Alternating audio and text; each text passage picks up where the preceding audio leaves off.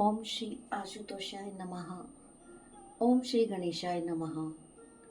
श्री हरिवंश पुराण हरिवंश पर्व 91वां अध्याय।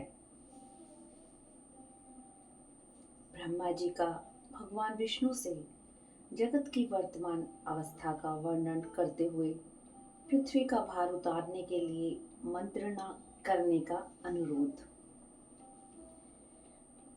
वैशंपायन जी कहते हैं, जन्मेजय, भगवान विष्णु का वह कथन सुनकर लोक पिता महाब्रह्मा ने समस्त देवताओं के लिए हितकारक उत्तम बात कही। असुरों का संहार करने वाले विष्णुदेव, युद्ध के अवसरों पर जिनके आप जैसे अभयदायक कर्णधार हो, उन देवताओं को कोई भय नहीं। जब तक देवराज इंद्र विजयी हैं और असुरों का संहार करने वाले आप रक्षा के लिए उद्धत हैं, तब तक धर्म के लिए प्रयत्नशील रहने वाले मनुष्यों को किससे भी भय नहीं हो सकता। जो मनुष्य सत्य और धर्म में तत्पर रहकर चिंता रहित हो, धर्म के अनुष्ठान में लगे हुए हैं, उनकी ओर अकाल मृत्यु आंख उठाकर देख भी नहीं सकती है। मनुष्यों के अधिपति जो पृथ्वी पालक नरेश हैं, वे भी प्रजा की आय के छठे भाग का कर के रूप में उपभोग करते हुए आपस में कभी भेद या कलह नहीं करते हैं। वे सदा ही प्रजा की भलाई करते हैं, इसलिए कर देने वाले लोग उनकी निंदा नहीं करते। राजाओं को जब अर्थ की कमी पड़ती है, तब वे न्यायोचित करों के द्वारा ही अपना खजाना भरते हैं। वे क्षमापरायण हो अपने समस्त समृद्धिशाली जनपदों का पालन करते हैं, कभी किसी को कठोर दंड नहीं देते हैं तथा चारों वर्णों की यथाउचित रीति से रक्षा करते हैं। कोई भी प्राणी उन्हें उद्वेग में नहीं डालते हैं। मंत्रियों द्वारा वे भली भांति सम्मानित होते हैं तथा चतुरंगणी सेनाओं से सुरक्षित होकर संधि, विग्रह, यान, आसन, द्वैधी भाव और समाश्रय, इन 6 गुणों का यथावसर उपयोग करते रहते हैं। सभी नरेश धनुर्वेद के अभ्यास में तत्पर हैं। सभी वेदों के परिनिष्ठित विद्वान हैं तथा यथा समय प्रचुर दक्षिणायुक्त यज्ञों द्वारा भगवान की आराधना करते रहते हैं। वेद दीक्षा ग्रहण एवं ब्रह्मचार्य के पालन पूर्वक वेदों का अध्ययन करके महर्षियों को तथा पवित्र श्राद्ध कर्मों द्वारा सैकड़ों बार पितरों को तृप्त करते रहते हैं। भूतल पर जो वैदिक, लौकिक तथा धर्मशास्त्र कथित 3 प्रकार के कर्म दृष्टिगोचर होते हैं, उनमें से कोई भी कर्म इन राजाओं को अज्ञात नहीं है। उन्हें परावर तत्व का साक्षात्कार हो चुका है। वे सभी नरेश महर्षियों के समान तेजस्वी हैं और पुनः इस पृथ्वी पर सत्य युग को लाने का उत्साह रखते हैं।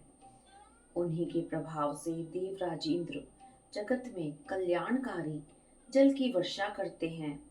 वायु यथाउचित गति से प्रवाहित होती है और 10 दिशाएं स्वच्छ रहती हैं। पृथ्वी पर कोई उत्पात नहीं होता।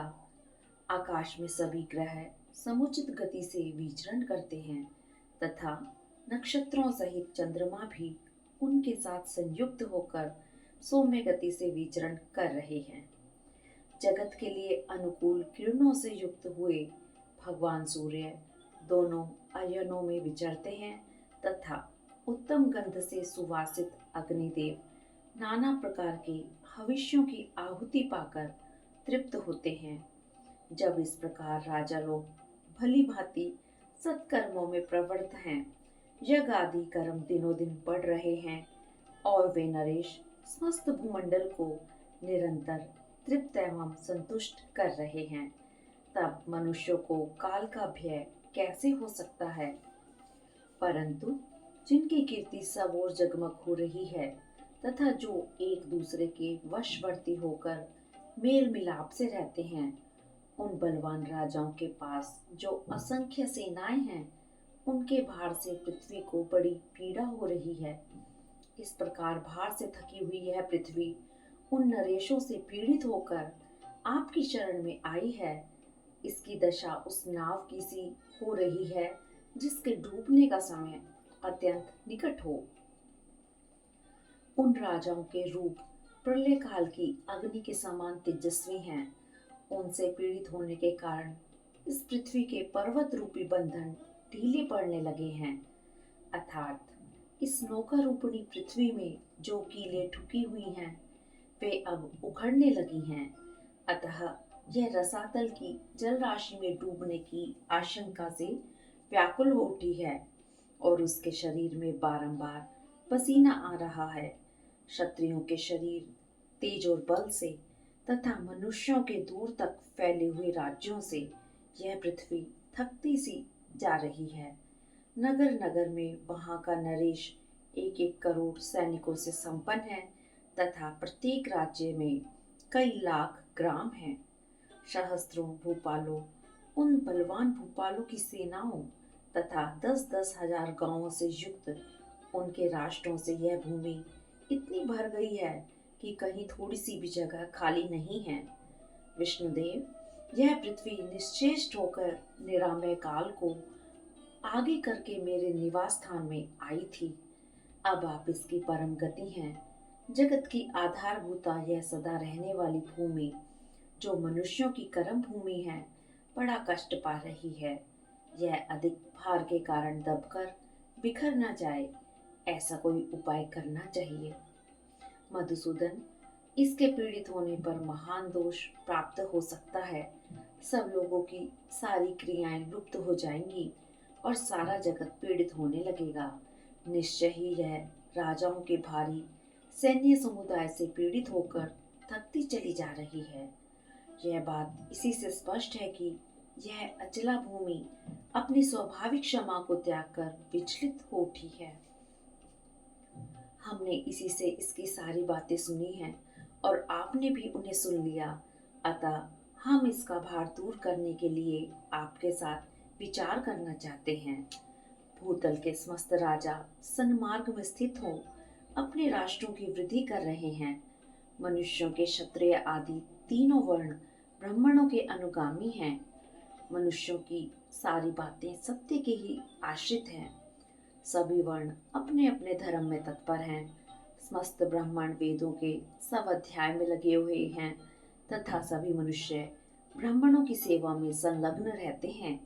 इस प्रकार संसार के सभी मानव धर्म पूर्वक बर्ताव करते हैं।